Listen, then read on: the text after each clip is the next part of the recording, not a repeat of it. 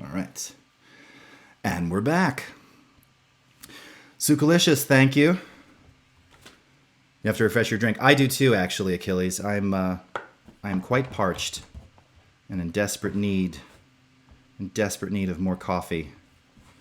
So I think that may actually need to happen now too. All right, so did we enjoy that lesson? That was fast. I agree. Man, that hour just goes by like so quickly. Yes, coffee and some water. I think that's a good call. Nice. Okay, Electron Hammer's got the first. So here, I'm going to go ahead and grab that. Thank you,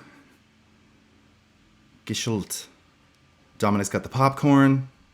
All right. All right, so let's see. Electron Hammer here. Eradication. Hello. So let's see what this is. Nice.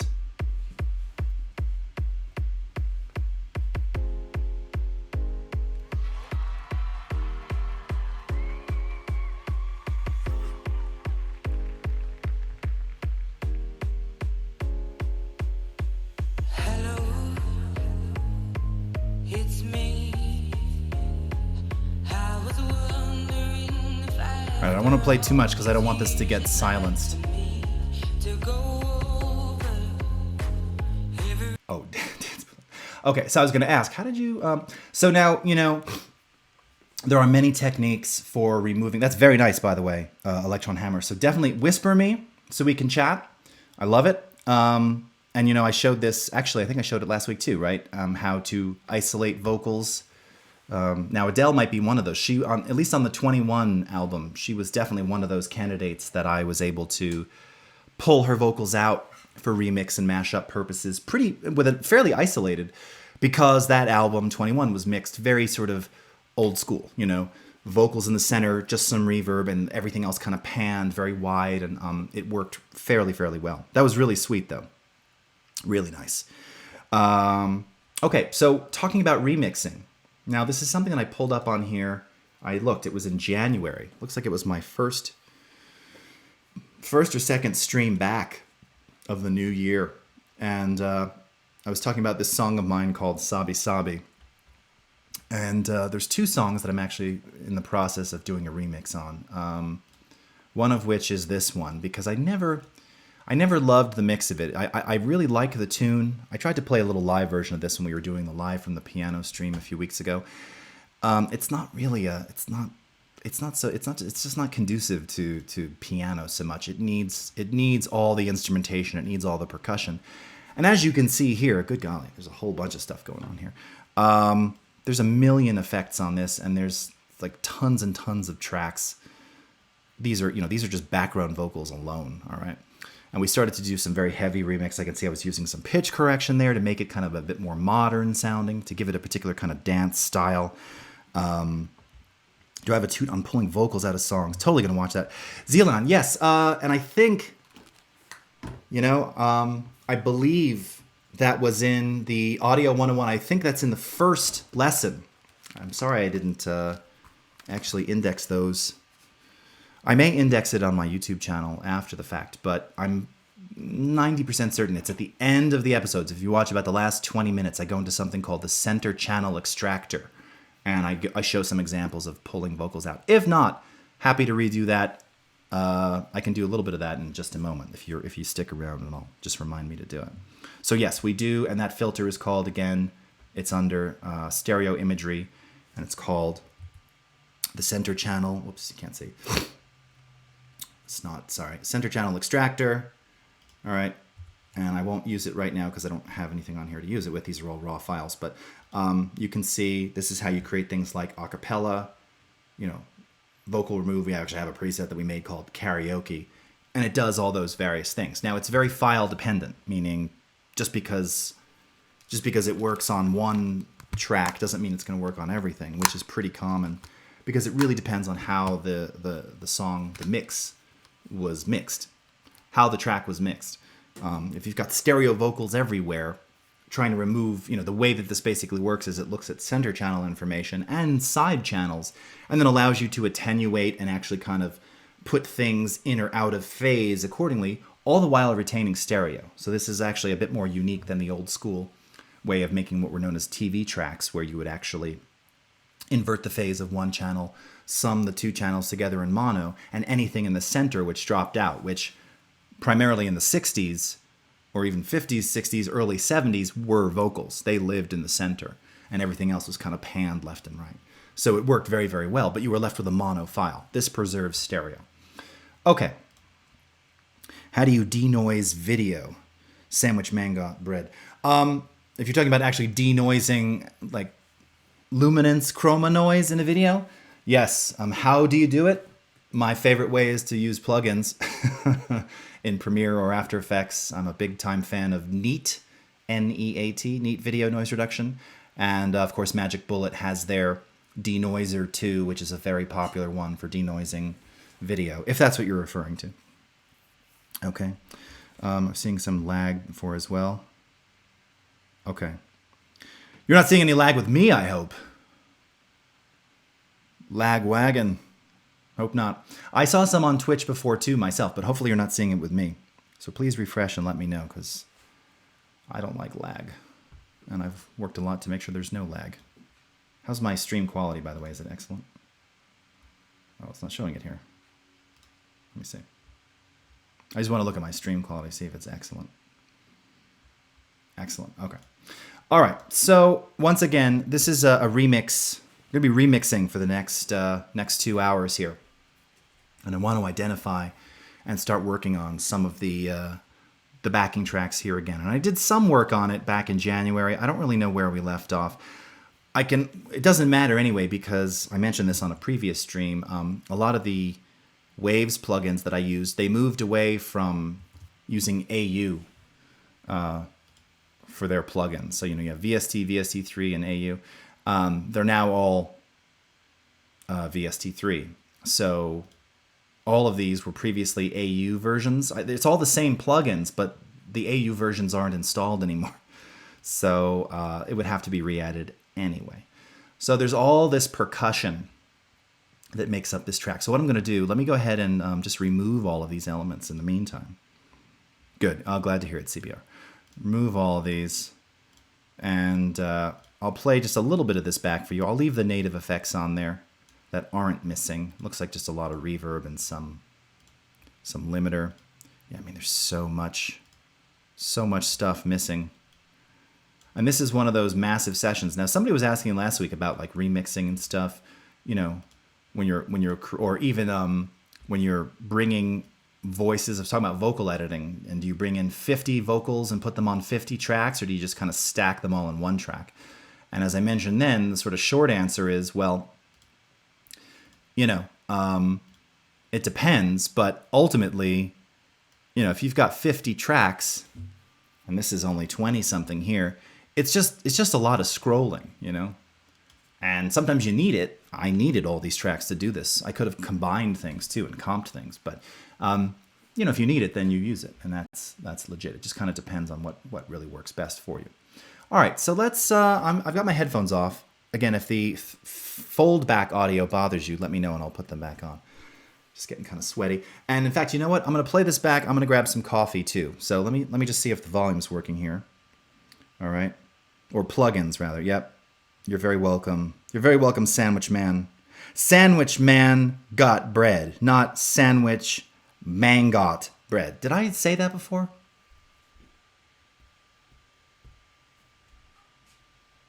Sorry. Shame. I feel ashamed.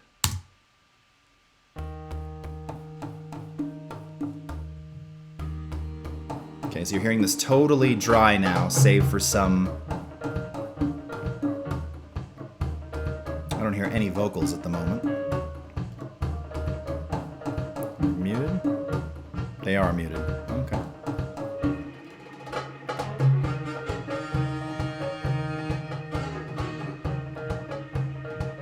Oh yeah, and stuff is...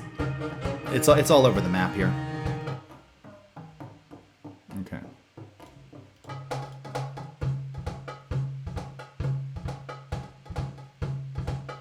Okay, so there's like a ton of percussion here. There's all kinds of stuff going on. I was gonna just play it back for you, but you know what? It's not in any kind of mixed fashion with all the effects disabled, so it sounds really bizarre. Some things aren't even turned on. You can see all the saxes here. There's no reverb on those. Nope. Magenta today, got bread. Today it is this one.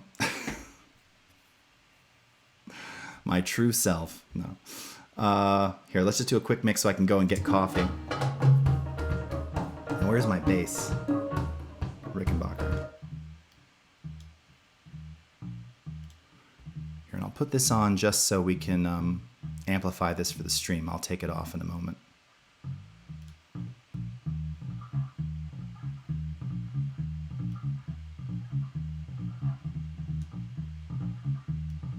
That is my Rickenbacker bass there. Now let's see what this sounds like with all the percussion.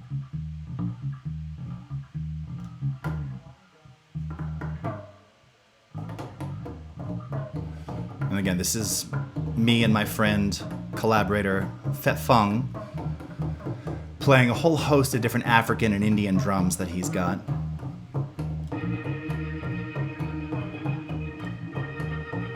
Very loud Hammond organ.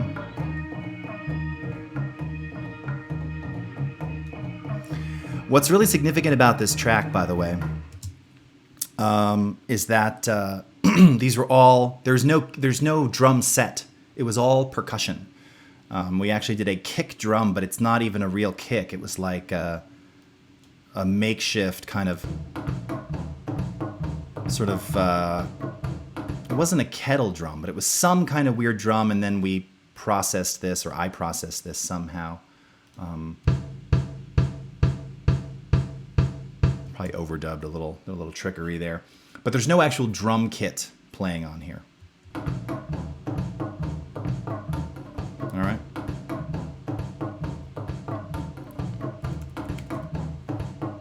Yes.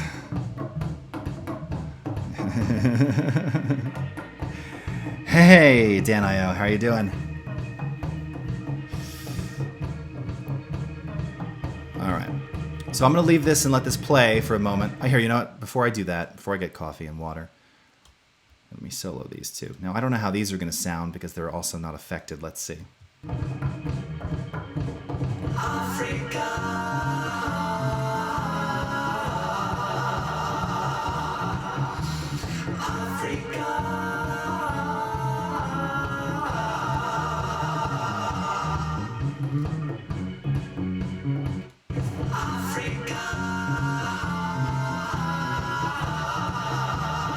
So bright. Like, again, I don't know. See, I just hate the mix that I did of this. I don't use that word often. I just hate it. Despise. I don't know how I did this. It's awful. It's a terrible, terrible mix. These vocals are brittle. Listen here. Africa.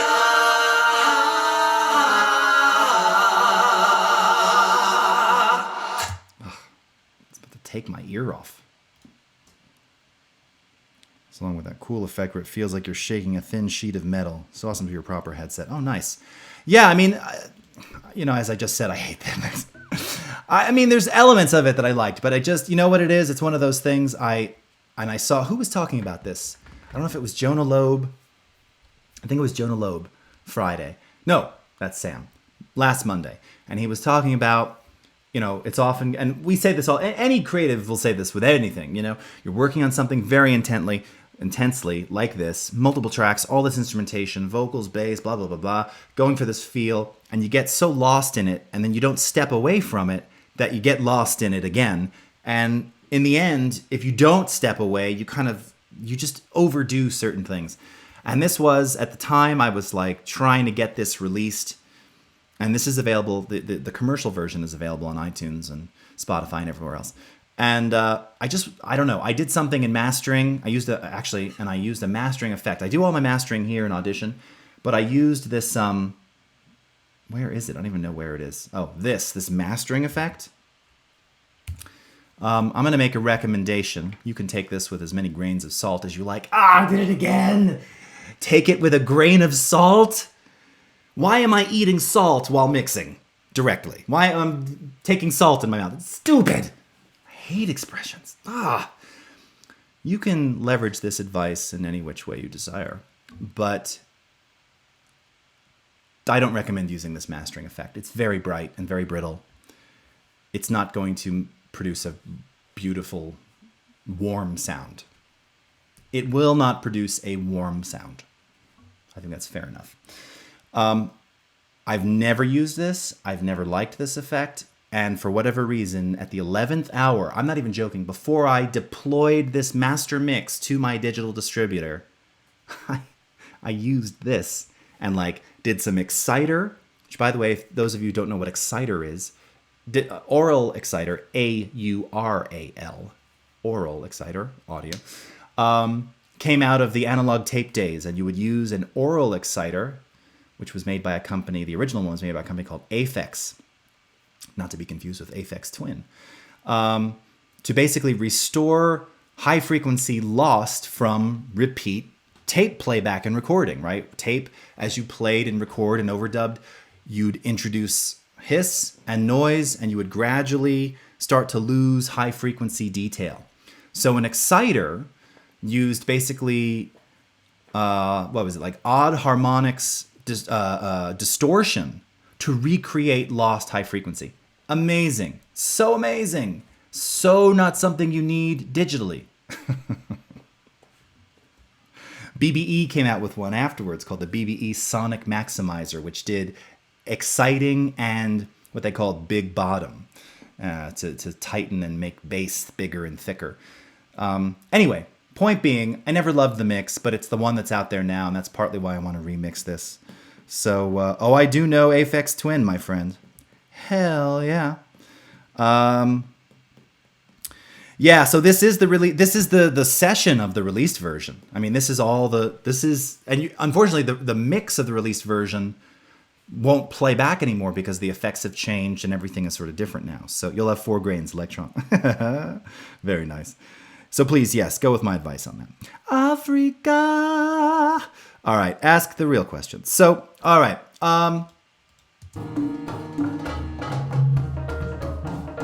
Okay, the mix is all off. I don't know why I don't hear any vocals either. Oh, here. Look at this. There are 8 lead vocals. Sabi Sabi, Sabi Sabi, Sabi Sabi.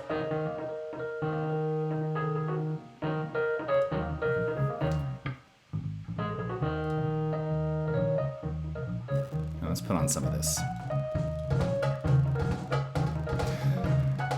This may very well get silenced, by the way. I was talking with some friends over the weekend about the algorithms that they use now. Even though I don't have an instrumental version of this commercially available, it may detect this as a familiar thing and it may get silenced. So kind of letting that be known in advance for watchers of the VOD. Hopefully not, but let me go ahead and play this. I'm going to grab some water and coffee, so I'll just be back in a moment. It sounds kind of thin. Yeah, I mean, again, you're it's not mixed. You're hearing this totally unprocessed, unaffected. We're going to actually mix it. You're just hearing everything raw. So, and not even all the tracks because there's just too many of them. So I will put the saxes on here. I'll put some of these inserts on, and I'll be back in just a sec. All right, so dig this.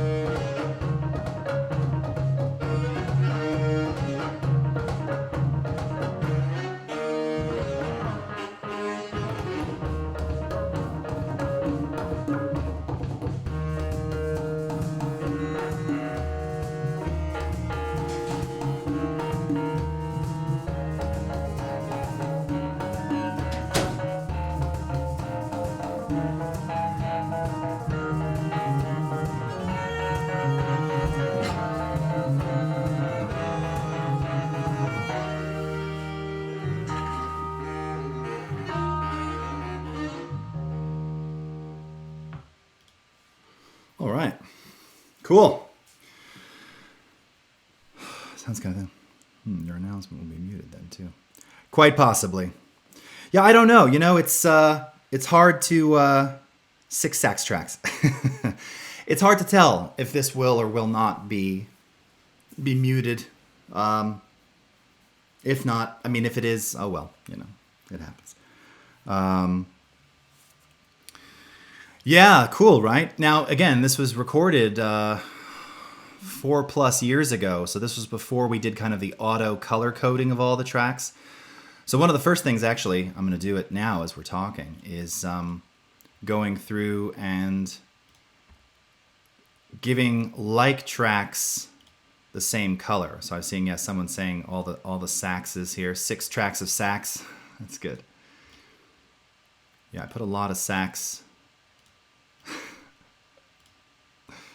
I don't know why it feels funny to say that with a straight face. There's a lot of sax on here. And what I will often do is, you know, again, if it's something like that, color code them all the same. Okay. Similarly with, you know, there's a lot of vocals here. These are all lead vocals. So, force group, yeah. See, now I don't have these grouped. Otherwise, I would only have to do this color change once. But I don't have them grouped by design. So it's okay. I'll just do them individually. But I'll make these all this kind of light blue hue. First, what I hear is a lot of sax in here. Hey, Legacy, how are you? There are lots of saxes in here. Alto, bari, tenor. I'm playing them all. There's no soprano. No soprano sax. I'm not going to lie to you. Don't have a lot of love for soprano saxophone.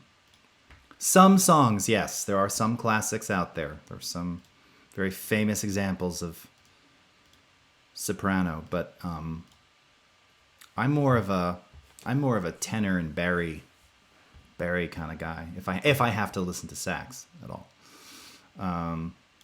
Okay, and then I'm going to do these background vocals as well. And let's do these in this whatever that is. Actually, is that a bit close to something else already? Okay, we'll do these in this Hue 308 because. All right. It's really trying to be good, but you're not making it easy with all that sax flying around. It's one of those like, there was a period, I lived in LA, and when I was producing music out in Los Angeles, I made a couple of albums that were, you know, of the easy listening variety. Not me, I engineered them, and when someone was asking at the time, they're like, well, what stuff is it? The thing is, if you said to someone like easy listening, you know, that just sounds lame.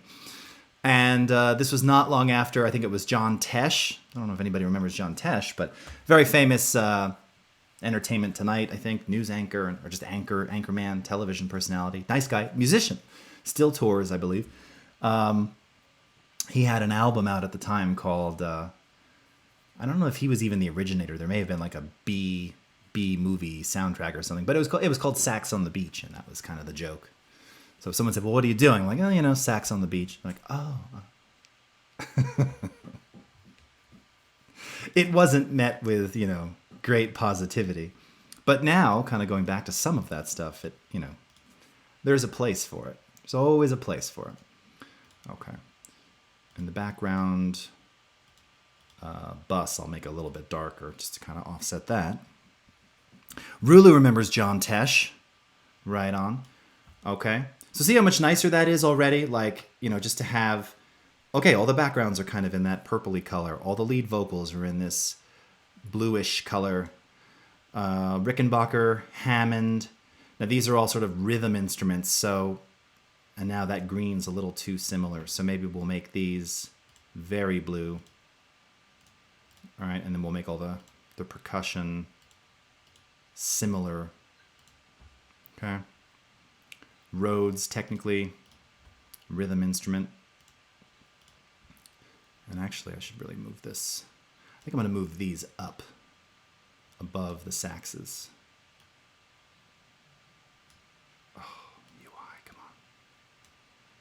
This is a little UI glitchiness here. Trying to move some of these tracks doesn't move as fluidly as I would like. It's just not doing it. Why is it not doing it?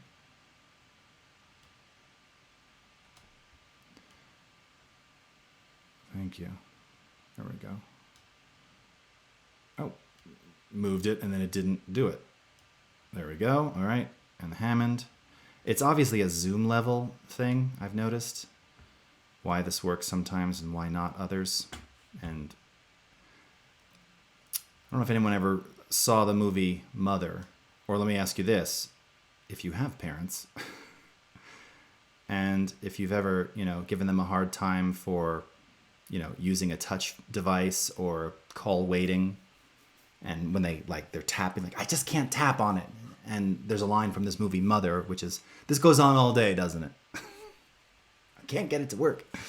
Sometimes dragging these things around when it's not working goes on forever. Okay. Very nice. India Bear, who got her start out of Berkeley playing sax for John. Oh, nice! Stan, right? Small World.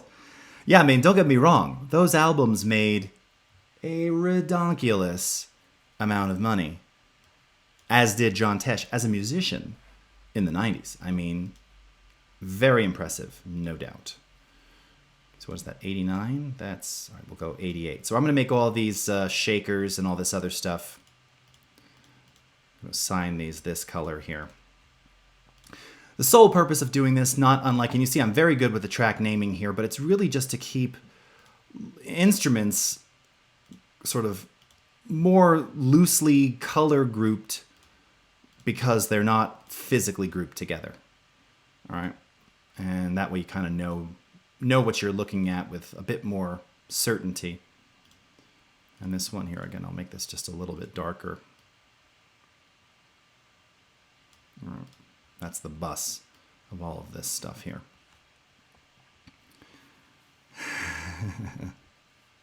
Overthinking sax is already plural. Oh yeah, no, you've got saxes. Saxes is legit. All right, now I don't know if it was Electron saying before that it sounded a bit thin. And here's the funny thing. Yes, it did because it's unmixed. But even after it was done, and this is what happened in the in that final mix, it ended up with all of this percussion. Somehow it got very thin sounding, and I don't know why. I don't even know quite how that happened, but I just got kind of lost with some of the EQs and things because I was just stuck in it too much. So I think we should take this from the bare basics here. Taria, it does not matter. Yes, exactly. Say whichever. Lots of sax. All right.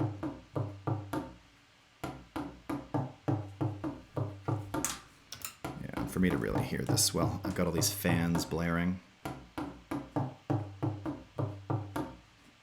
Okay, now what's interesting about this, if I'm not mistaken, well, let me see what my peak is here.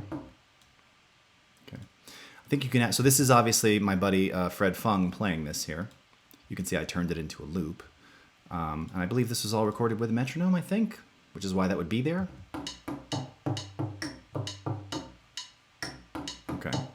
So this is all at 133. Okay. So this by itself, you can actually hear him like, all right. Okay. So the first thing that I think this really needs, and I need to take this off so I can hear it, and I'm going to have to do this in headphones too. Before we even do anything else, a little bit of EQ and a little bit of compression to really fatten up, to change the color in one click. Yeah, so, and that's what I was saying too, Admiral Shane. Yeah, so here, what I could have done, in fact, here, let me see if that I don't even remember if that function works still. Let's see.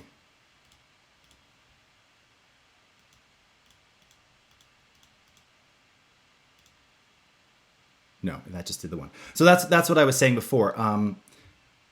The way to do that, if you want to do that, is if the tracks are grouped together, you can make a global selection to change their color. Now let me just try one last thing here. I could have sworn we used to have, see that here, force grouped and colored clips to match.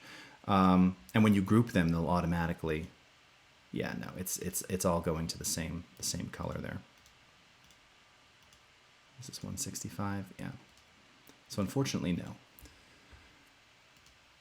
But, like I said, if I were to group all of these, group the clips, before doing anything else, they're all the same color now. And now, if I change the color, it changes the group color. Okay? So, that's kind of a, you know, and actually, had I wanted to be slick about it, see, I could have just played this off so slick. I'm like, yeah, no, totally, that's how you do it. I could have just done that and disabled it. And that's actually a really good way to do it, now that I think of it. Just group them regardless. Although I think they'll default back when you turn off the group. Let me check. Ungroup. Yes, they will default back to the original color anyway. So you'd have to keep them grouped. So forget I said that. But that's how you do it. You have to do it with grouped clips. Okay, so hey Taria, so great to see you. Thank you so much. Thank you so much for joining. Thank you CBR for reposting those links. Thank you as always to my mods and my super mods in the channel today. Hope everybody, it seems like everybody's really enjoying the audio lessons. I'm glad to be able to do them. All right. Now, as we've talked about before, you know, sometimes I'm fast as lightning with some of these things, and other times not. I'm just going to pump this up so I can hear it in my headphones a little better. But that's, hold on. Yeah, we really need some compression on here. Why do I need compression on here? Because it's too dynamic and I can't really hear. Oh, and this is attenuated 12 dB. That will change things. There we go.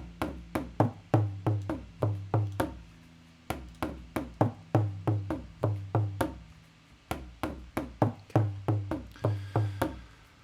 So let's do some compression, shall we? Let's thicken this sucker up. Now, lots of different compressors to choose from, as always. Electron Hammer Hype. What's up, Echo Sith? How are you?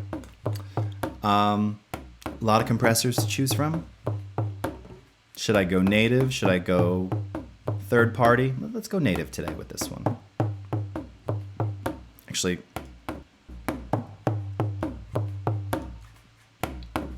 this is one of my favorite old school presets. Made this one years and years ago. This emulates DBX style soft knee compression.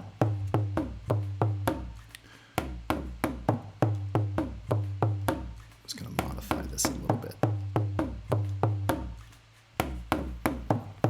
Attack time is super short.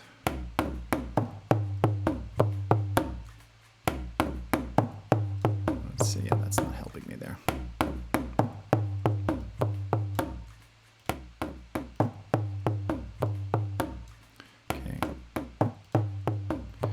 And again, the volume should be approximately the same in and out to know. I'm going to put this back to 1, by the way. 2 should be good.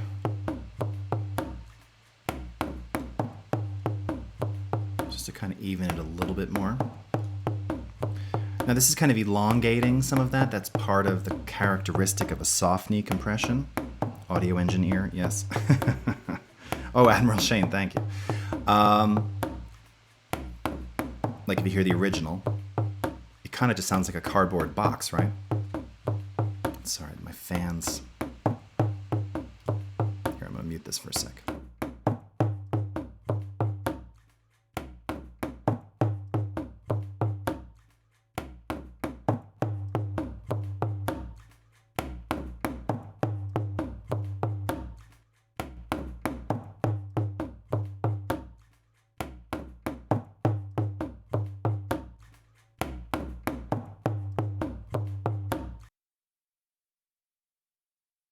right, so can you hear how it's really, it gets bigger, it gets thicker. It sounds more like a drum. It really kind of just sounds like slapping cardboard before that. Now, there's another way that you could go with this. Now, I'm using soft knee compression so that you're still kind of getting those punctuated attacks because he is playing dynamically. I don't want to kill it entirely. I was just trying to control it a little bit more. So, ultimately here, and this is mono as well. Don't mind. Yeah, no. You know what, Stan? No joke, man. I've absolutely used cardboard box. In fact, one of the albums that often plays behind me here. Let me see if I can just find a cut. Another unreleased record of mine called "Welcome to the Heroin Lounge." Hold on, I just passed the track that had it. Fred Fetfung, who is on many of these recordings of mine, he's actually playing brushes, jazz brushes, on, I believe it was a Kinko's box. Like, no joke. Let's see. Yeah, here you can hear it very well on this.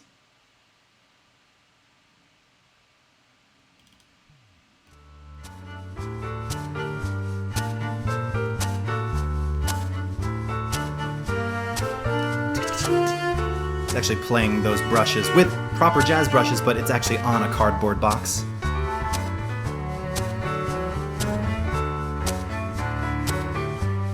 All right. So you're right. Not knock in the boxes.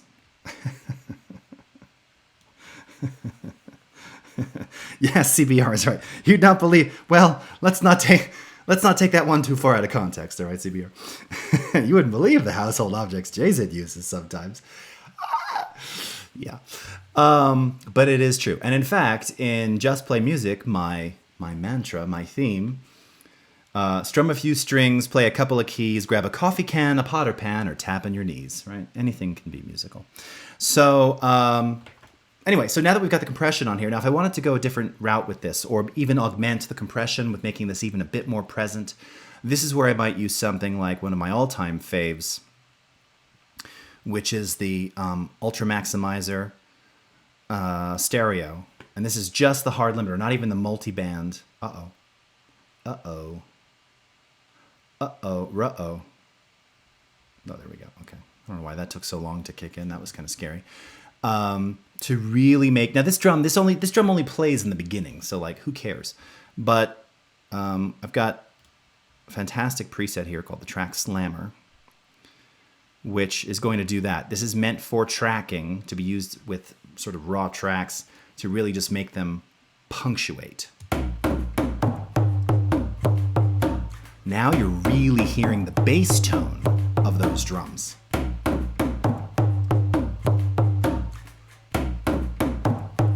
Okay, so here's no effects.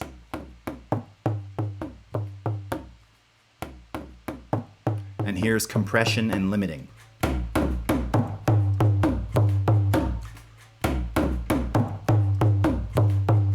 Now this is where I talk about using the frequency display visually.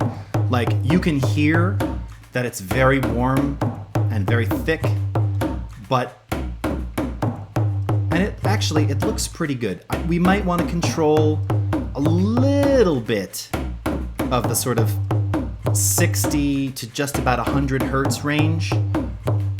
Because, again, now, the thing is, because there's no drum kit, these drums can occupy a lot of that low frequency space, right? But there's also bass guitar in there. So, like, we want to make sure that we carve out enough. And of course, that can also be those low end. Do we want the low end fundamentals on the drum track, on the rhythm track, or on the bass track? Because the bass is just really kind of, you want to feel it, but we want that attack from these drums. So you sort of have to play with that depending upon the style of the music that you're ultimately delivering. But this actually sounds pretty sweet. You can also hear, by the way, just all the kind of ambient sound. Now, if we do, let me try one of my little favorites here.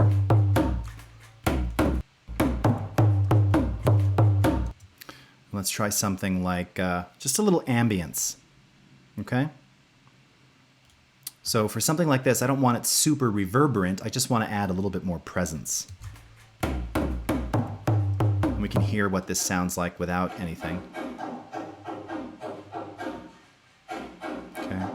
If you want a little bit more pre-ambience, pre-presence, add more reflection, early reflection. I'm going to make the decay a little bit larger, and I'm actually going to make the room a little smaller. Okay.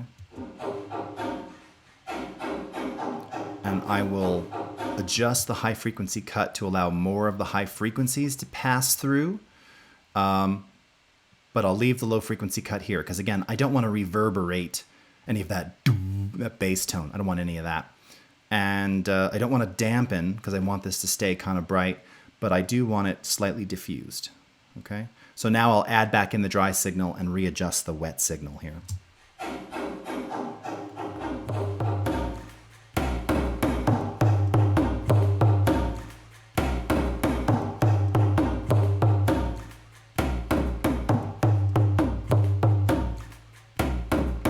And remember, there's also like probably 5 other drums playing at the same time.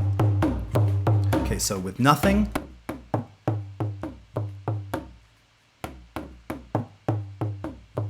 and with effects.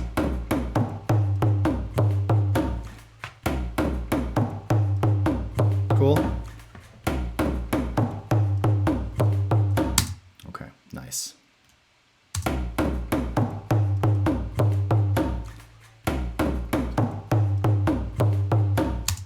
Okay.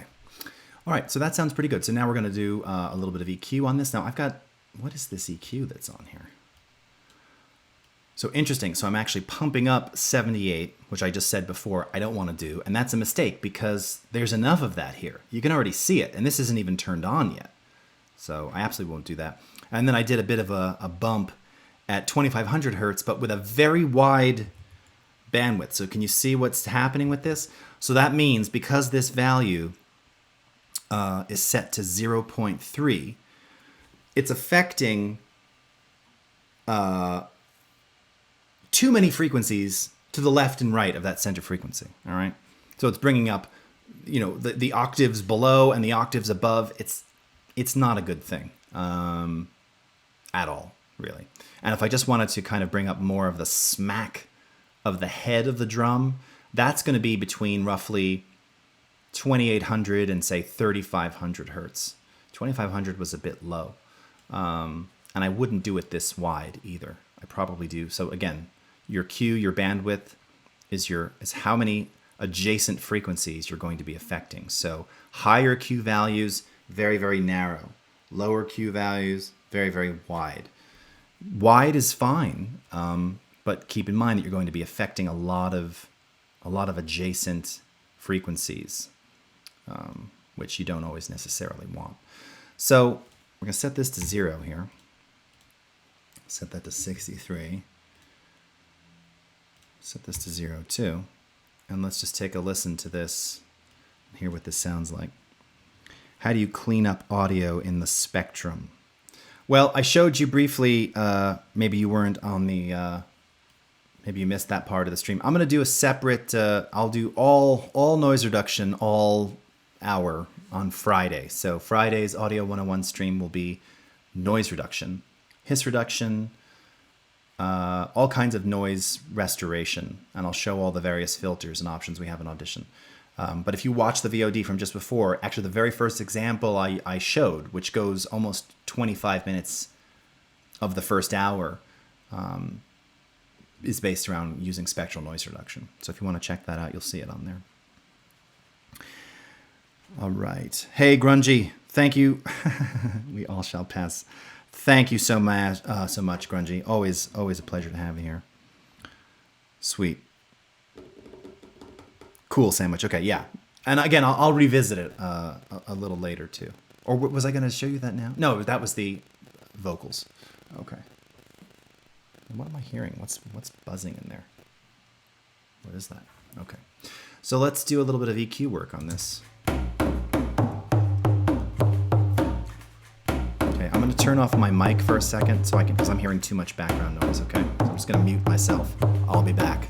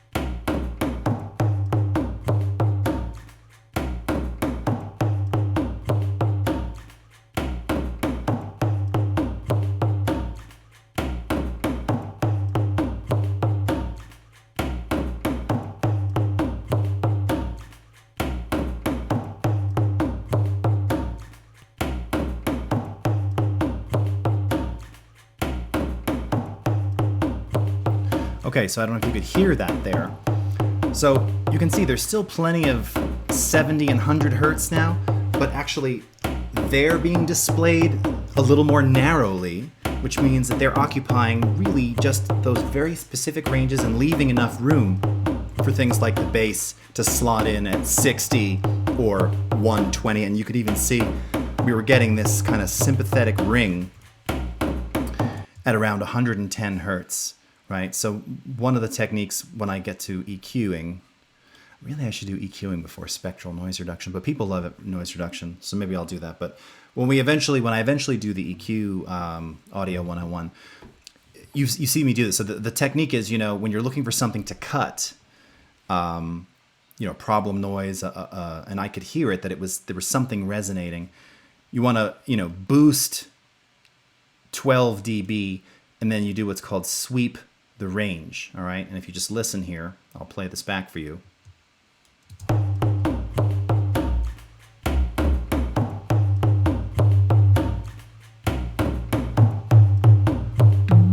See right there, like it starts distorting.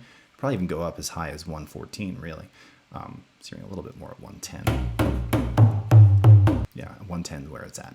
You can hear it's kind of like getting this weird sort of digital flutter thing. But you're looking for that problem frequency, all right? And as we get higher up,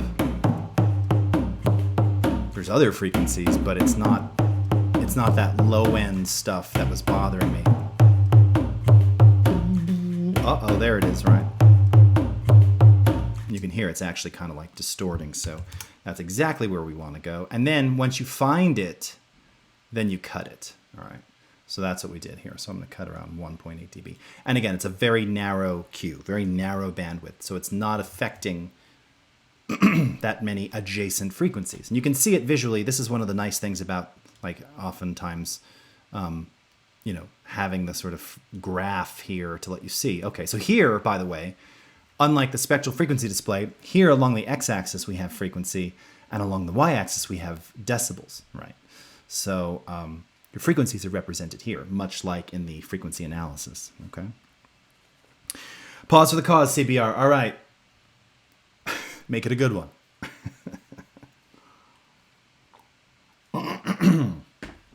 Okay. So that actually sounds really nice now. I like that. Now that plays in conjunction with this.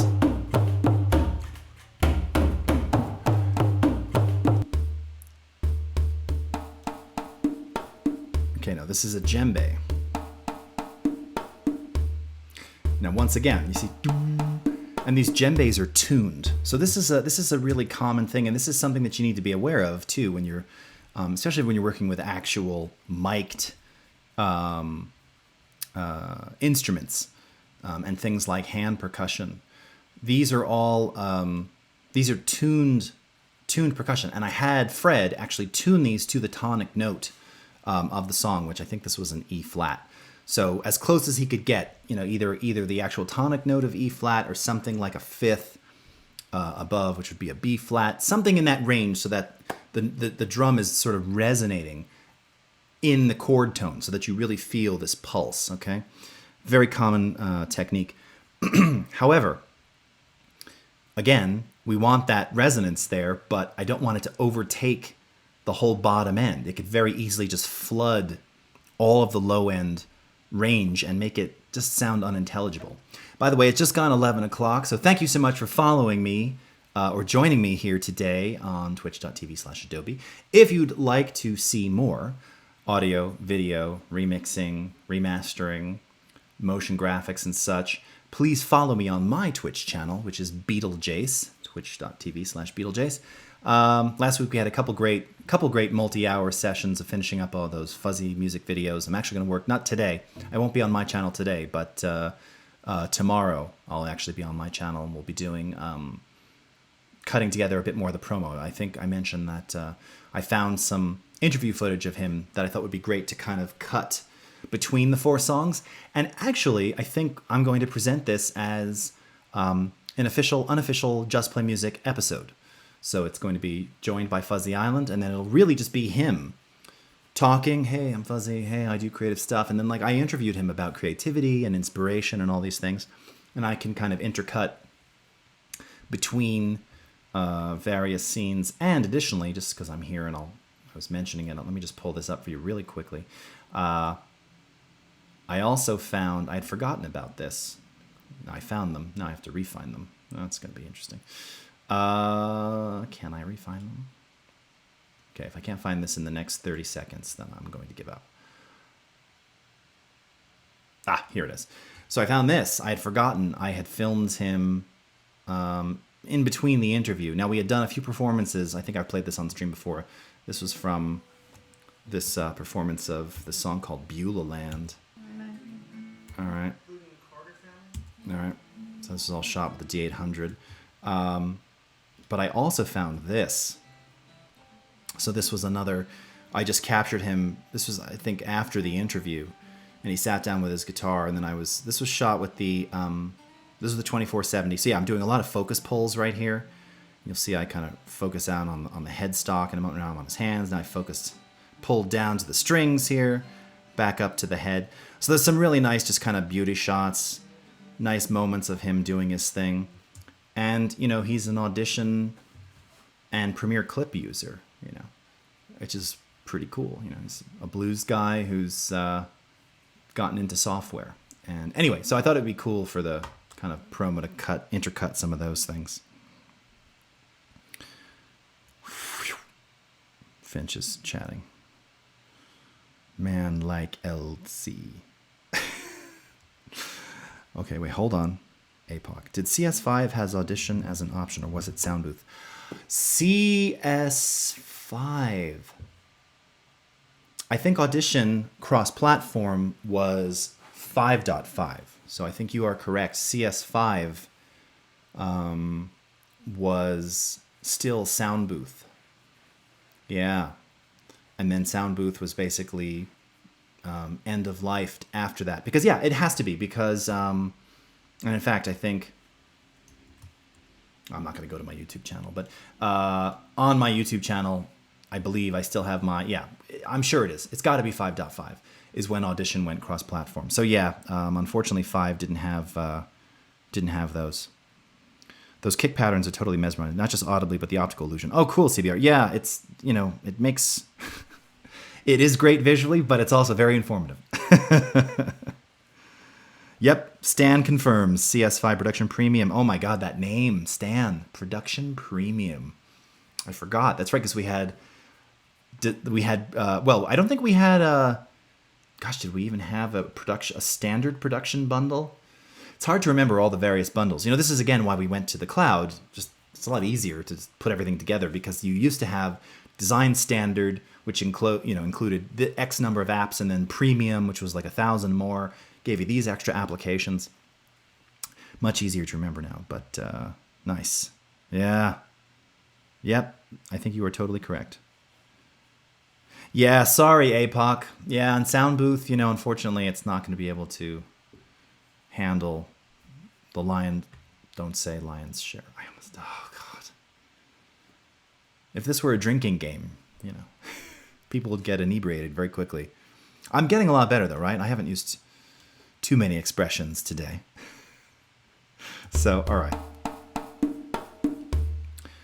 And what's on here? I already hear reverb. No, okay. So this djembe is also, it's already kind of reverberant, which is nice. Now, I've got some EQ on here as well. And curiously, you can see that I was pulling out a bit of 81 hertz.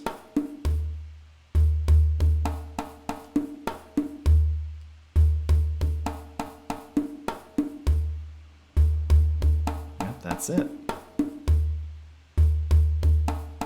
And it's like, it's 81.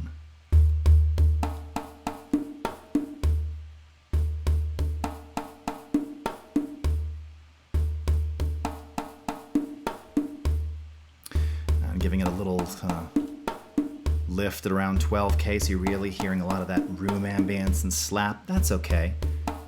A little compression will tighten this up as well. So let's go in here and let's go into the tube modeled compressor.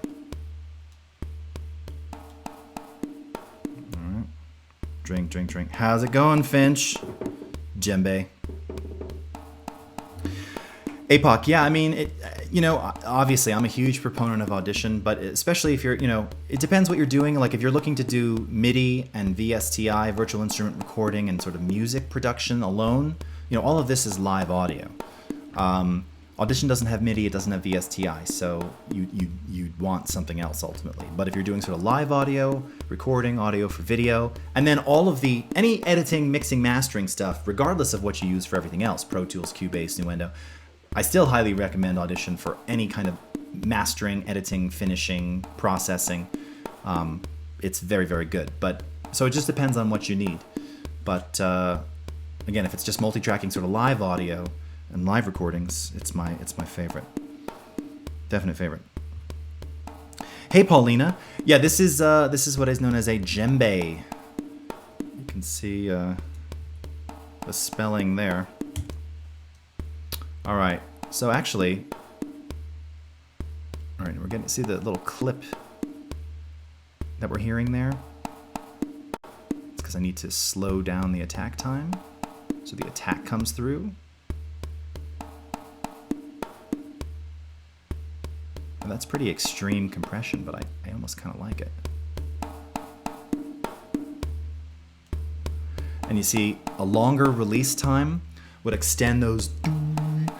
But there's already it's too much bass tone. So I might even take this. Yeah. So you see now when it releases the compressor versus if I make this very, very long.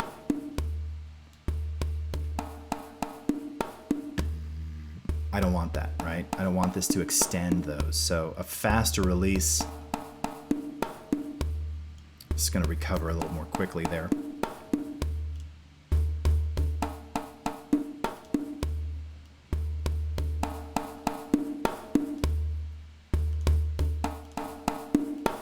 Again, giving a little bit more gain, but ultimately in and out the gain should be roughly the same. Okay, a little less compression. Sounds pretty nice. All right, and let's hear that with the intro drum. Okay, oh, and this is too loud, of course. Now this being mono, offset this a little bit.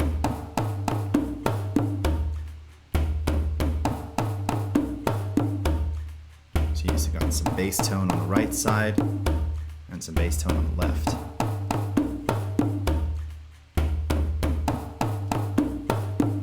Djembe, Django, yep. Said the same way, Paulina, exactly. Okay, it's Twitch time. Hi, hi, hi. Drinking game. One sip for a Jay saying, one go for what are your headphones? Down and one coffee gun we haven't seen. Nice. All right. Now again, if I'm gonna mix these proper, I really should kind of start with these attenuated quite a bit. So let's take both of these down to around -6. Go a little bit quieter because there's so much stuff on here. Okay. Now if I just bring the bass in quickly.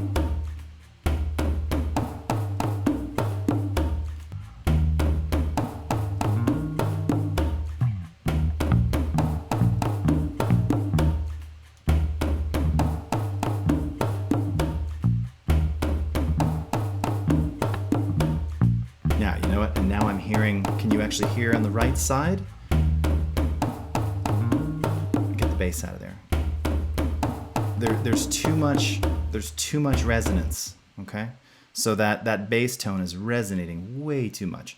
So that's, again, this is like where you're going to carefully now, I could back off the compression a little bit as well. It doesn't need to be as heavily compressed. My ratio is 4:1 basically. So as long as this gain reduction meter is hitting here, 4 dB, we know that we're compressing. And really we wanted to just fix those attacks. So that's probably about right. And just that slight adjustment made it even better. Okay, there's some Rickenbacker, which is curiously on the same track as the djembe. which means that it's going to also be using the same compression. Now, do you see this here? Like how much of this is resonating right there? You know, and I'm not so happy about that because that's going to get in the way. That's going to, yeah, that's not great. So this ultimately may need to move to its own track.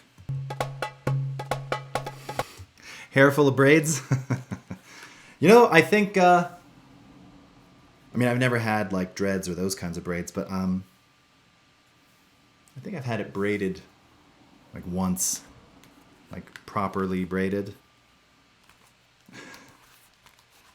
And it was probably one of those, can I braid your hair? And I, for some reason, said yes.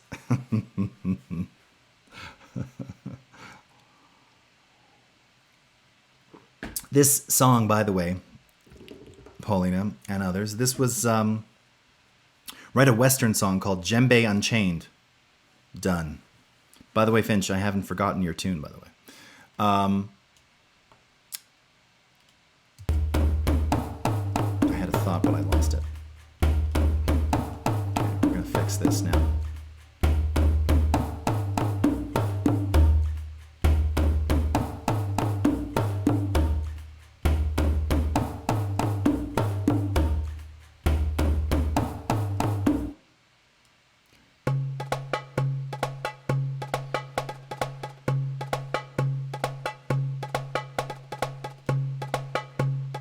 See, this really needs to be on its own track because the EQ is a little bit different. The compression's okay.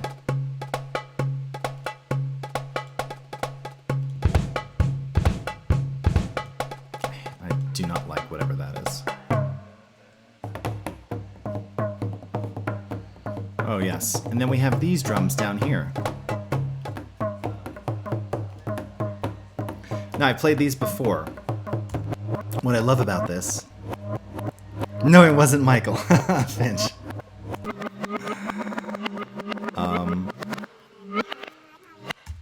This is how, you know I'm all about the live performance aspect of it.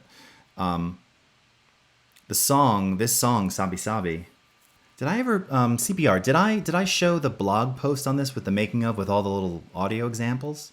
I think I did, right? I guess I could play that again, but you can actually hear me talking and singing to him what I want him to play. The song, I hadn't even finished the song yet, but I knew the groove that I wanted. And this was heavily influenced by Fela Kuti, very famous African musician. He and Ginger Baker, formerly of The Cream, English group from the 60s, really responsible for the advent, if not the sound per se, we'll give them credit for this for the terminology though, of Afro-Beat. Afro-Beat really came about when Fela and Ginger aligned in late 1970, early 71, and created this combination of sort of rock, jazz, and African hand percussion, but also sort of African polyrhythm, which Ginger was already into from years before. That was kind of part of his own drumming style anyway. But Afro-Beat, as we kind of know today, would not have existed without Fela Kuti. So this was kind of inspired by his work and Ginger's work. And I knew, and that's why even my singing is, I'm singing kind of, because I'm just kind of sort of trying to imitate Fela, which is impossible. But you can hear me singing to Fred and telling, and I use those on the track. I mean, they're in the commercial version because it's so mixed down anyway. But take a listen; you can actually hear me like singing it to him. Oh yeah, yes, Finch, and I love he talks. There's so many albums, but there's a lot of the early '70s ones where he talks about his pidgin English, and then goes back and forth into a variety of different languages, dialects. So cool. Oh, because I get compared to Fela. Yeah, I wish.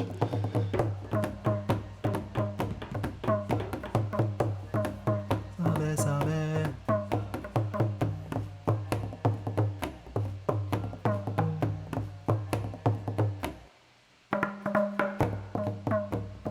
And by the way, if you want to see what these drums actually look like, Here, do I have this stuff handy?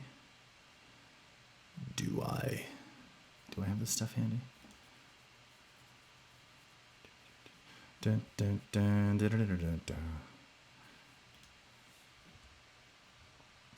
Yes, I do. So this is, I don't know if there's any sound on this. This is post these sessions, and this was processed much later. But this is kind of the setup that I recorded of Fred playing these drums, and you can kind of get the idea from this video. So, yeah, it's like 3 or 4 different African drums, and he's playing them with sticks, and they're all tuned differently. So that's why you're hearing that do do do do do do do do do do. You know, he's kind of got this octave, 5th octave thing happening, or tonic, octave, tonic, 5th, tonic. So those are the very drums that you're hearing here. Oh yeah. So Finch, of course, yeah, you missed it. You were. I don't think you were, or maybe you were looking at the time. So all of this percussion, I cut it into loops, but this is all live played. Yeah, and then just cut into loopable sections. But everything here is a real instrument. And that's why, like I said, you can actually hear me. In fact, in these stop times, I'm singing to him to tell him, okay, da da ba ba ba da da ba ba ba. Listen. And I didn't even have the words, right? So I'm going, Sabi. Listen. Wait, I'm going to mute it so you can hear it better. All right.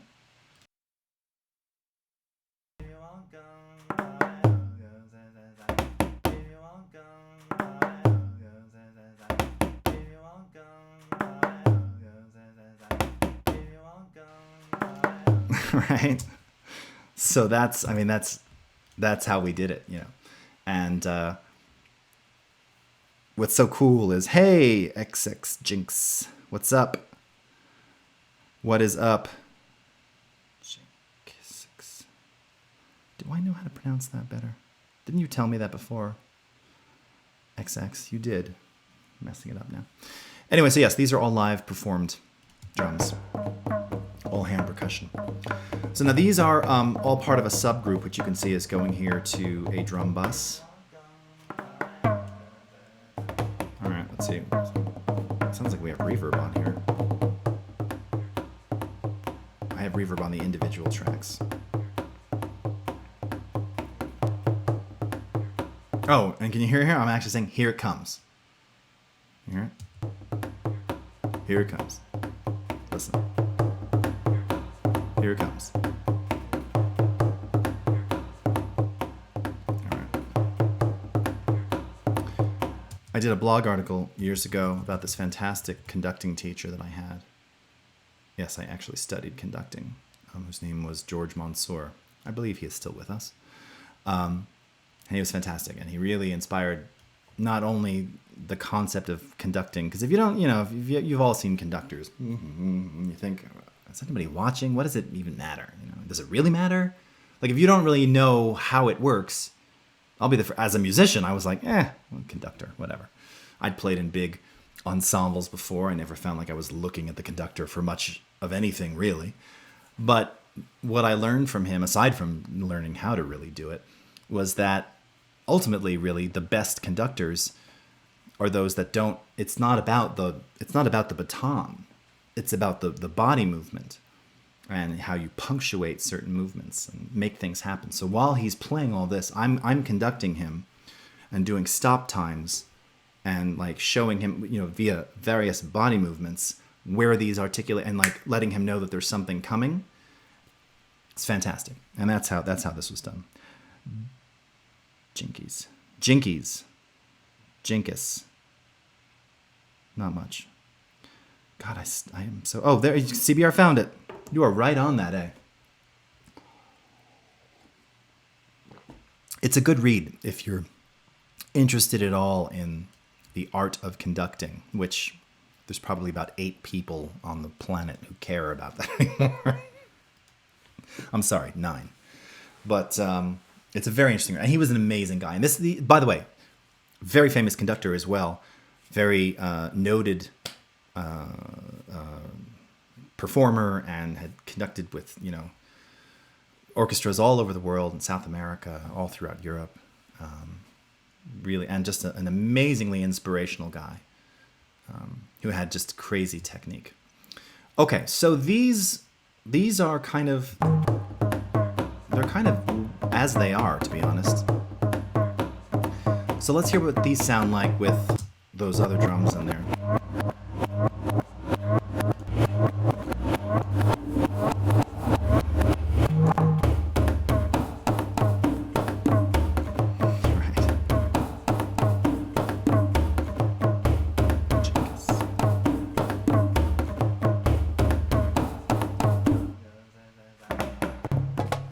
Ooh, there was a bad edit right there. What the hell is that?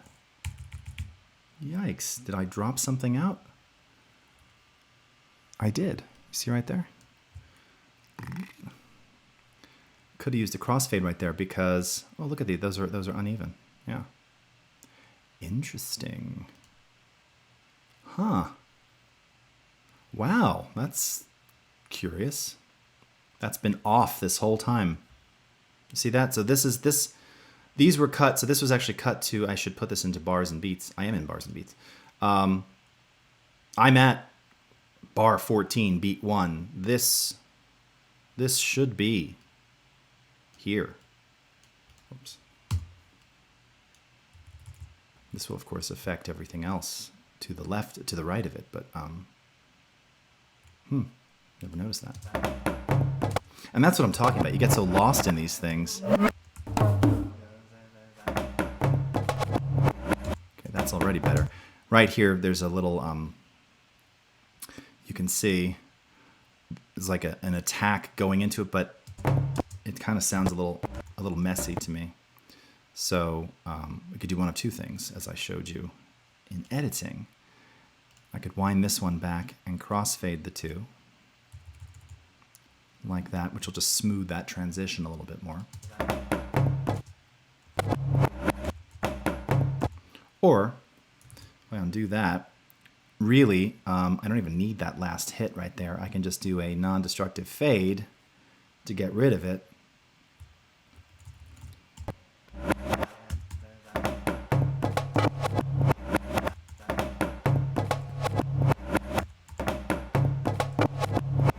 Okay, let me hear this first djembe or doumbek attack. Okay, let's hear it with this.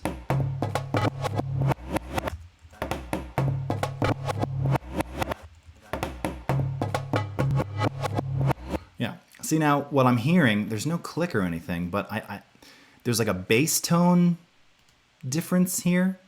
So maybe I get rid of that first hit because it's much more present on the doumbek track. Much nicer now.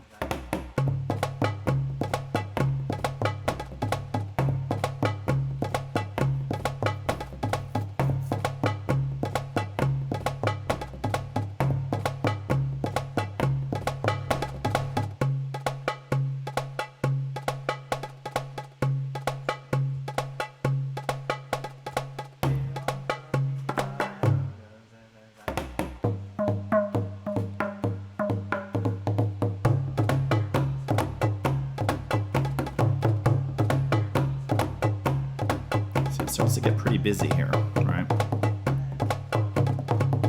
That's a nice one. Fred has some really choice moments here. These are very nice.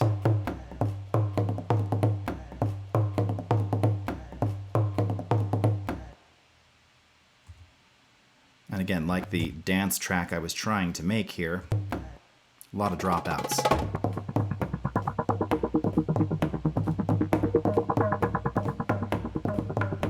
So that is, this is actually, I believe, this very sample, it's an ARP Odyssey recording of mine that's part of the Loopology library, which I time remapped, probably in an older version of Audition, to make it fit 133 BPM. And brought it in here to match, again, the tempo and feel of this tune. So it's kind of a nice transitional effect here. Let's put all these things back on. Oh, there's a shaker that we haven't even gotten to too.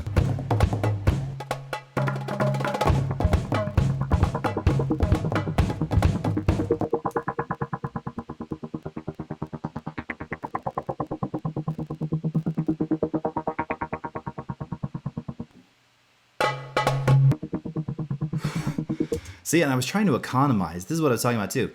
Like, I don't know why I put this Doombeck track on here. This shouldn't go there. Because all of these settings are kind of inappropriate for that. And also, this has got a hard limiter on it. How is that peaking above? Curious. All right. So let's set this to around -2.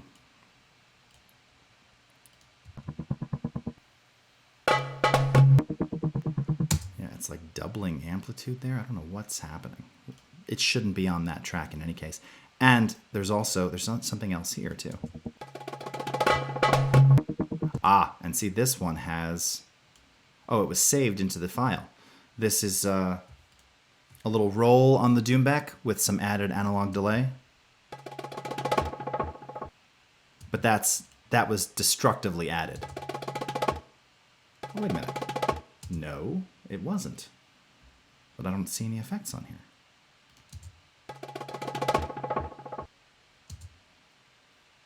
Is this going to a bus?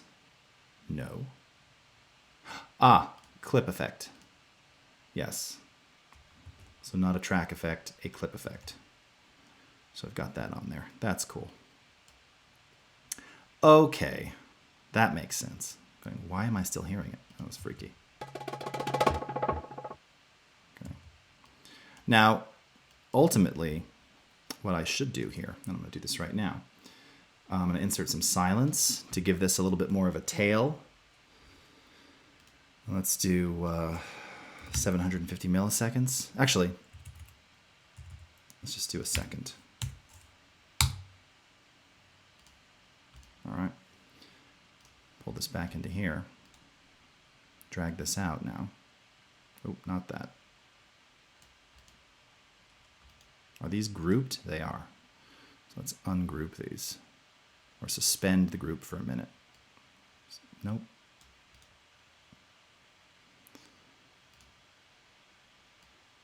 Why is it? Oh, because that's also selected. What is happening? There we go. I can unsuspend. I don't know why these were grouped. Probably for timing purposes. All right, let me clear that warning. Now when we play this,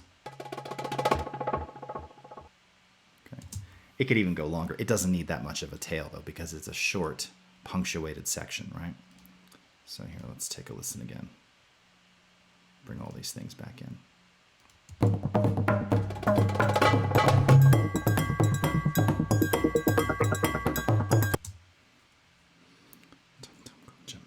Yes.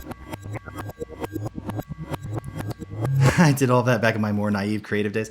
Yeah, you know, like I said, I mean, a lot of the weirdness and messiness, because the session's so big, especially, it was like trying to consolidate time too. Like, I'll make a hole here and I'll throw this in. It's no big deal. I just didn't want to deal with any more tracks, and I was on this weird self-imposed timeline to get things finished, which just wasn't necessary.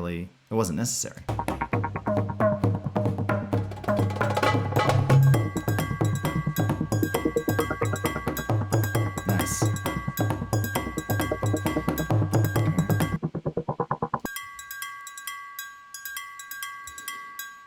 Now again, this is on the Doombeck and djembe track. I have this African bell, which I did a whole bunch of automation on.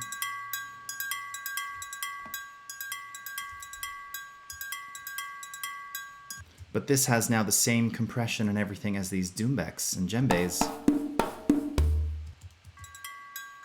It shouldn't. It should not have these. And then look, I've got Fred's drum on here too. Another take of that. And then this. That should be there. That's fine. So really, this bell thing, this needs to be on its own track. So I'm going to do that. Let's just make a new one. It's stereo. And let's lock this in time. So I can just drag it up there, and everything is retained. It doesn't lose any of the automation or anything that I did on there.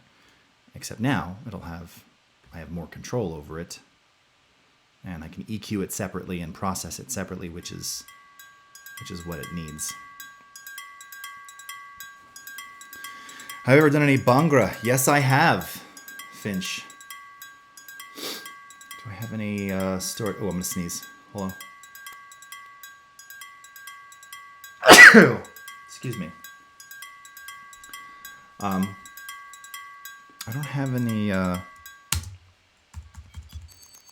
here, but yes. A cow dancing with the sound of the bell. Yeah. This is kind of, I don't have a picture of it, but this particular African bell, it is kind of a cowbell. It is a cowbell, basically, but it's a slightly different shape, and it's a little higher pitched.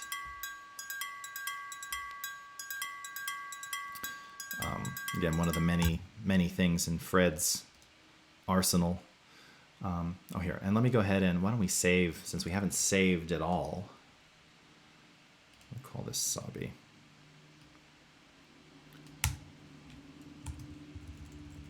Remix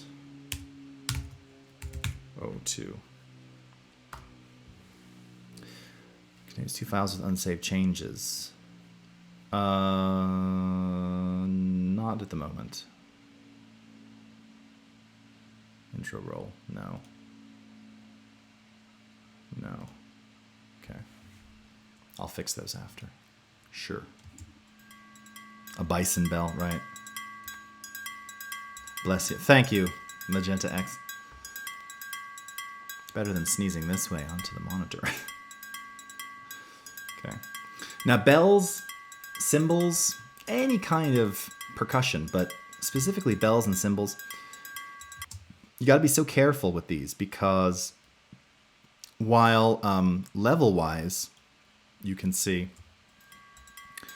it's, you know, this is like minus 18, minus 15, and it's attenuated almost 8 dB. You think, oh, well, that's pretty quiet. You see this right here? See this? I don't know why these are going so slow. Everything's like... Luckily the stream's okay. I wonder what's sucking so many resources. It's probably Chrome. Let me kill Chrome.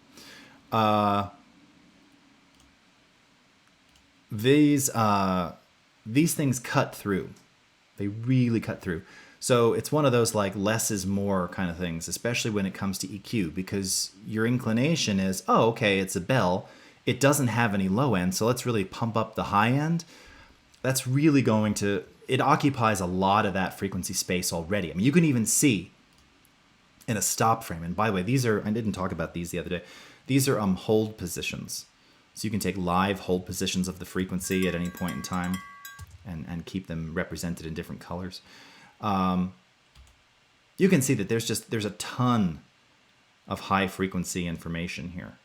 All right, this is another great opportunity if you want to see sort of what bells, I mean, look at it. Look, the fundamental starts at, 1100 hertz.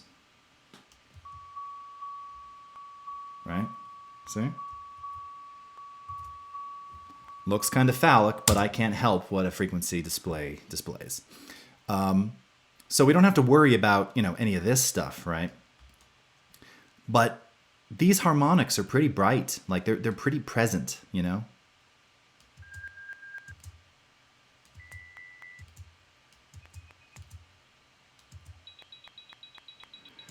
And if you're not careful, particularly when it comes time to master your track, when you're finishing, if you've got too much high end and stuff contained in bells, hi-hats, it's really going to mess up the overall mix. And again, if you go to master it and you've got too much of this or there's just too much amplitude on these things, yeah, it's not going to bode well for all the other instruments and not for voice.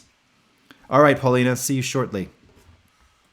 So you want to be careful here and not really over. Now, it's not to say that you can't boost, but you just want to be mindful that despite being a little quiet little cowbell thingy, it occupies a lot of frequency space.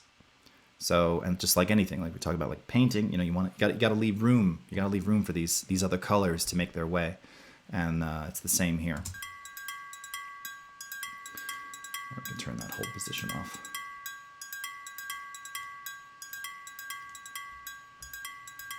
Okay. It's not really much EQ that I need to do on this. I might actually roll off a little. Let me go down here. Make this a little way narrow.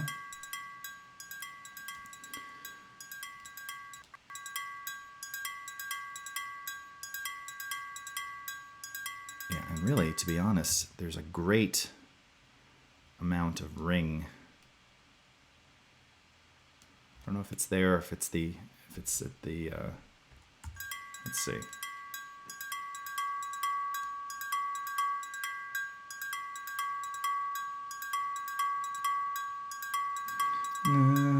To hear it's just sustaining.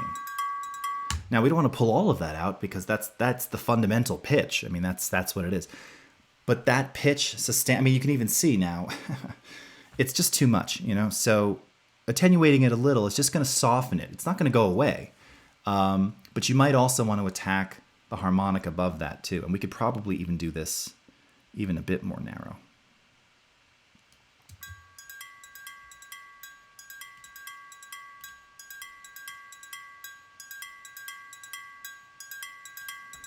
It's going to get a little bit cleaner sounding too.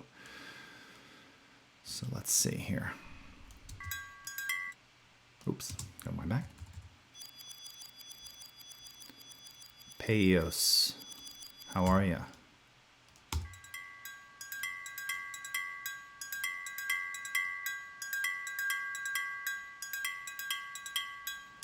So there's if we wanted more of the attack of that bell, not unlike a snare attack, the crack of the snare.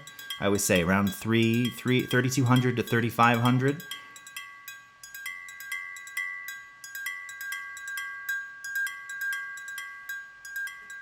Right? So it's 1,600 approximately.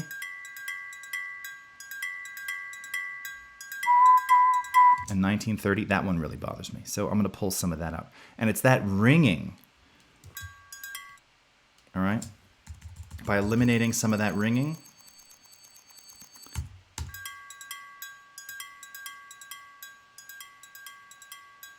and maybe even make this a little less wide so that it gets some of those slightly more adjacent frequencies. All right. Here's before. I know people are going to be having like tinnitus the rest of the day.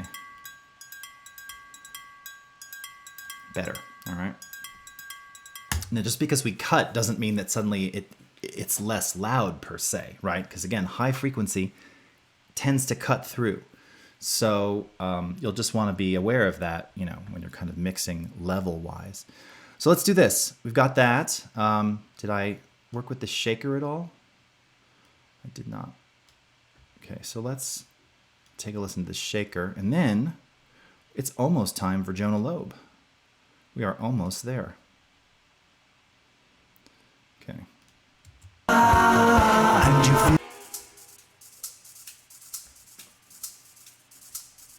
Okay, so this is just a classic egg shaker. Now there's also bell on this too. See, I combined all of these things unnecessarily. So I'm going to take that out of there. I'm not going to do anything to it. I'm just going to drag it down here on this track where it should be. We'll even do the same pan. But that way this will have the same EQ and processing as this one. And let's have these other shakers. These, these are the same. Do I have any effects on this? Nope, no effects at all. Okay. Now this, because it's just an egg shaker, it's really not, wow, it's terrible. Terrible performance. Not much happening there. Don't really need to EQ this very much if we play these two together. Now, just to kind of, and you can see that it's still penetrating. So, you know, this is probably like a way down. And maybe do a little something like this just to make it a bit more stereo. Right? And let's bring the other drums back in.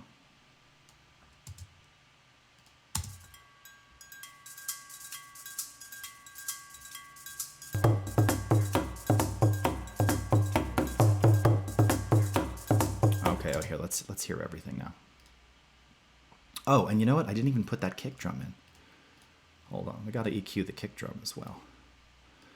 Or maybe replace this. I honestly, this pseudo kick drum that we created on set.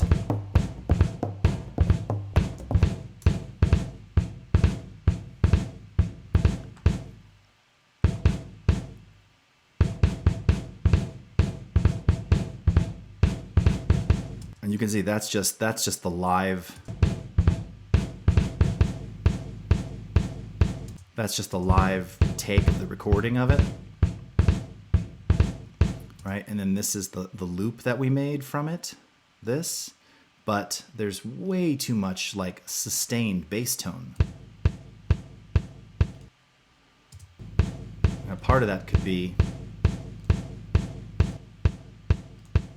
some compression, but there's also a weird, here, let's see if it's better now. There's a weird resonance on there too.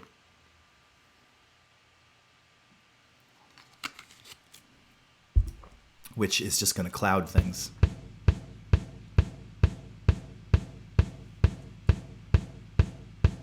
Yeah, it's terrible. All right, so we're not going to use this. I will replace this maybe Tuesday. Excuse me. Allergies. I will definitely replace that because it doesn't sound right. And again, we were trying not to use drum sets, so kind of doing these makeshift weird things, and you know, it just, that particular kick didn't work. Now, what might work? Who in here? I'm talking about remixing before. Who remixes? Like maybe a 909 kick could be nice in there. You know, something that has a lot of attack but has very little decay, because you just want it to. Now, lastly, before we play back all the other instruments here, actually, this Rickenbacker bass sounds like I hadn't changed my strings in a long time. It's very dull. So just to give this a little life, this is just a test here. I'm going to try. Let's try one of these.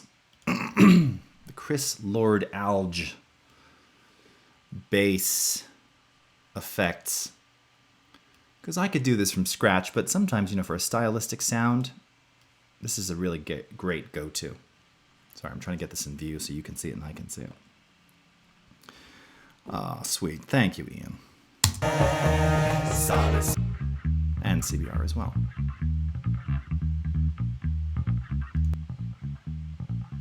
Oh, see, that's the default, actually. That sounds pretty good. All right, clean edge. Let's try that.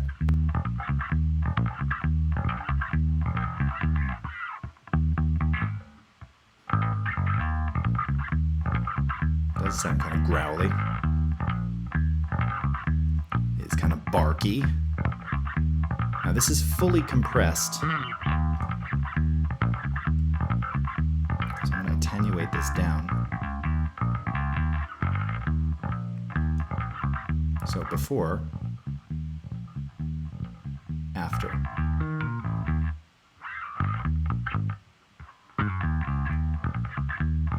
Input sensitivity, very nice.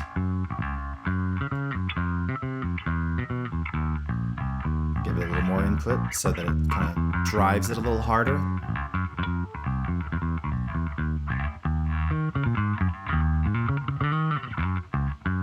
It's a good bass line. Sounds kind of messy, right? Let's kick all this percussion in just briefly and hear what that sounds like, because that sounds pretty sweet.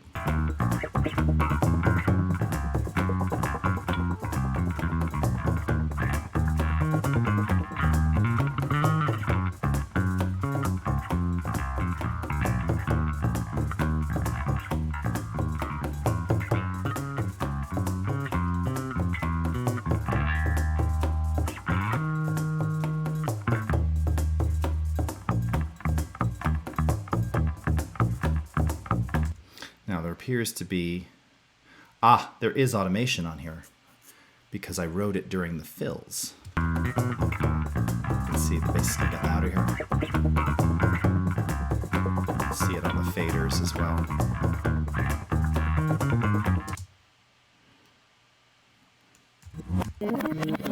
See some fader automation right here. Check it out. Back down. I see I've got all kinds of things automating here.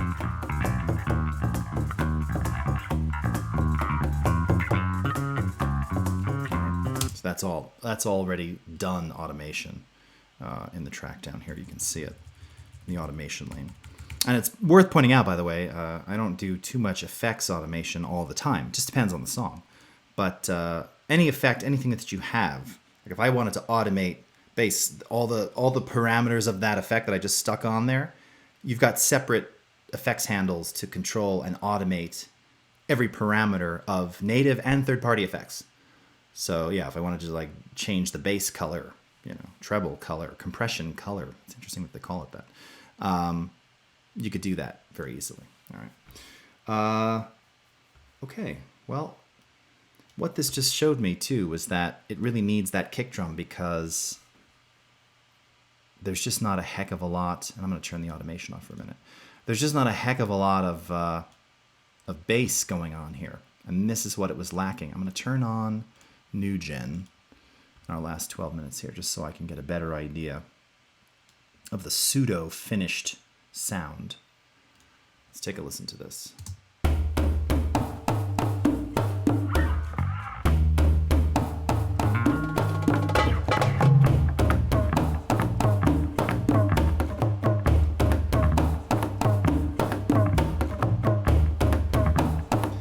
can hear some of those drums resonating, like I said.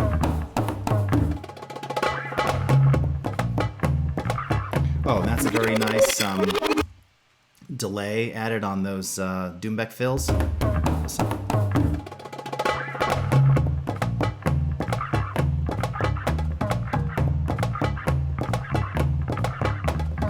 Paulina, was it you who was saying you really loved all the string? If Paulina's still on, I don't know if I think she left. Really hear me sliding up the neck.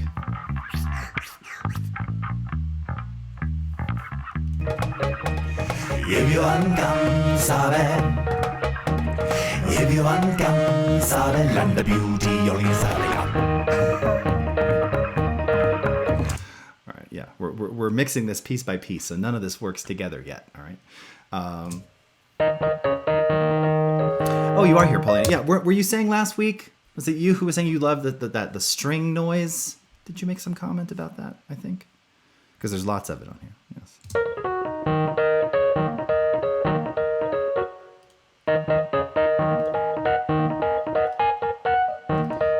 This one just needs a little bit of EQ here.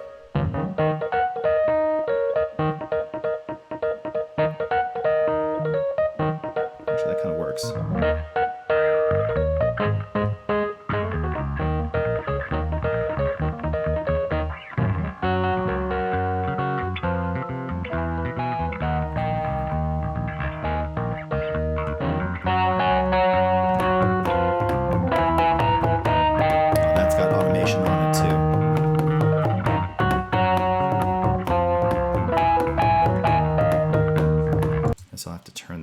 Because it's all incorrect.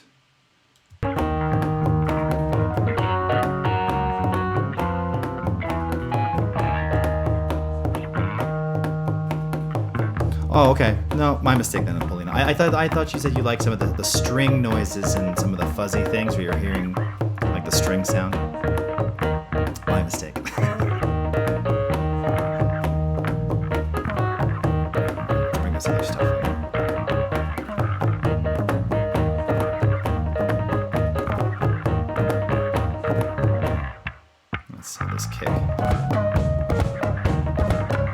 See, it just needs something to really punctuate.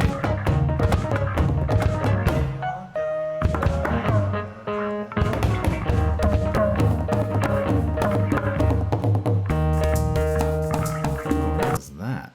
These were like so loud. And I wonder if a lot of these probably have automation too. So you have to go through a lot of this stuff. Where's that coming from?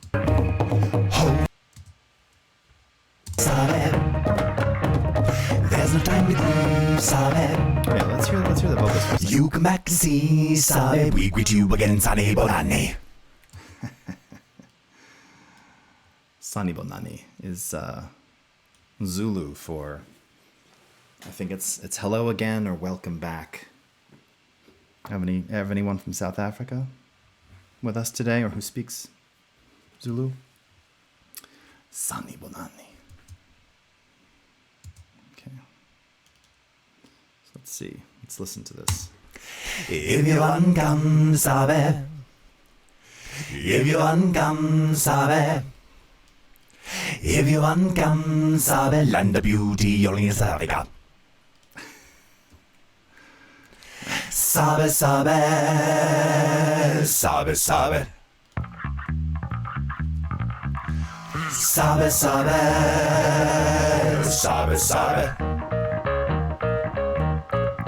Hakuna Matata. Everything you see, Sabi. And I'm running free, Sabi. Everything you see, Sabi. And I'm running free while I live in nature. Scared.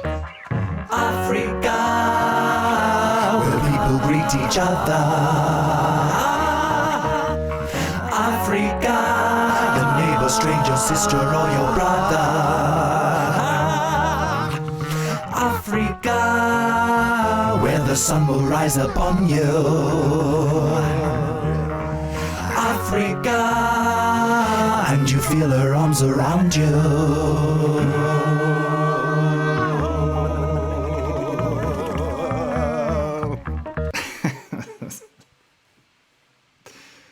Again, you're hearing these dry, it's just interesting. Interesting to hear them unmixed.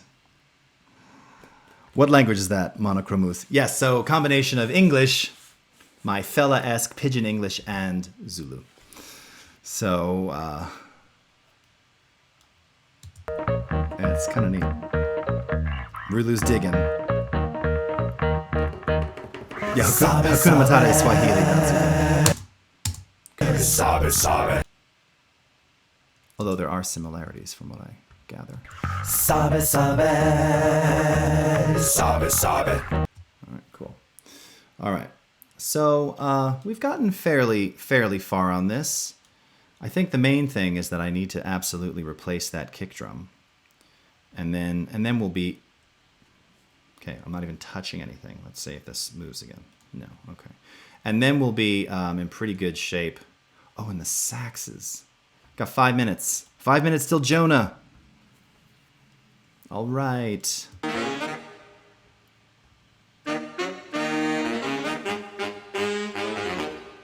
I like the saxes. They turned out really great.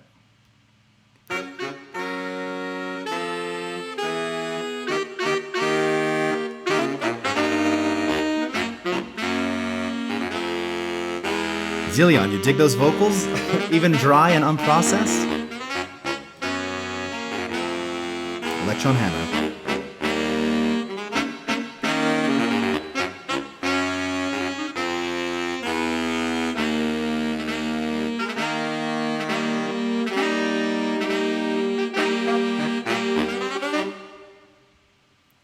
Your bum note there.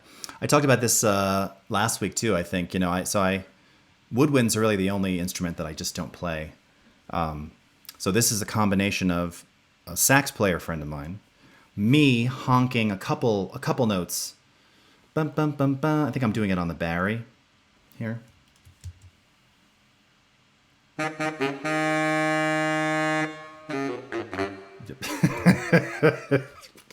Right. It's bad, right? But that's my point, though, is that when you stack these things multiple times, combined with other better sax player, and then some of my sampled sax, you know, all together. Right, it just gets masked, you know. There's a couple bad notes in there. That's all right.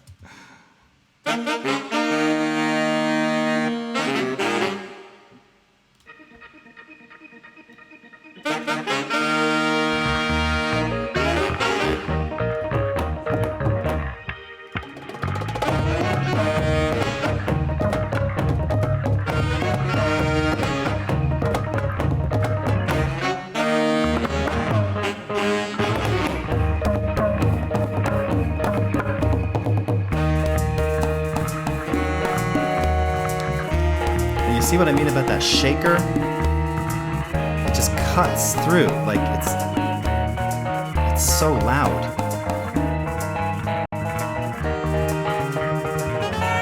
Okay, now who was just saying about them vocals? All right.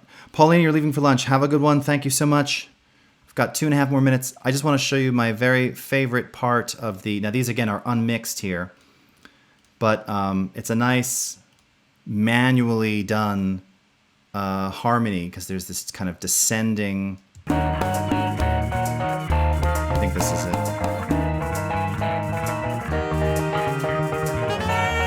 Where are those background vocals? Where are they? Oh, because they're muted right there. Okay. Let's get rid of this percussion.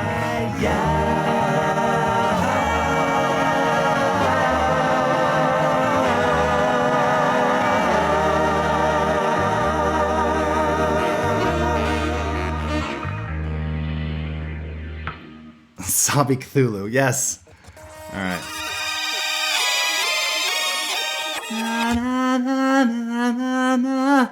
All right, backwards. Hold on, let me just pan these for you. Are these already panned? So look at this. Most of these are in mono. I'm just gonna do some crazy pans on this just so it's not so thick and in your head. All right, just this last bit, and then we're gonna segue to Jonah and hand it off to Jonah Loeb. Thank you so much for listening and watching today. Again, I am Beetlejace. Please follow me on my channel here on Twitch, twitch.tv/Beetlejace for more video, audio, and motion graphics. We're going to give it over to Jonah Loeb in 45 seconds, but take a listen to this last little bit here at the end of Sabi Sabi. Check it out.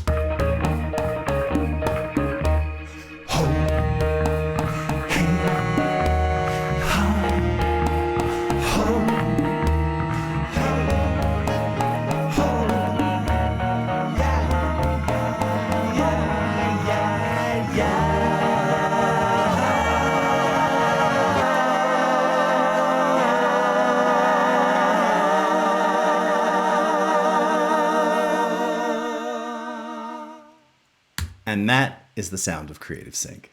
All right, everyone. Thank you so much again for joining me. Great day today. Have a good one. Up next, Jonah Loeb. Stick around for Jonah. I will see you here on the Adobe channel on Friday at 9 a.m. PST with Audio 101 Part 4, Noise Reduction. See you then.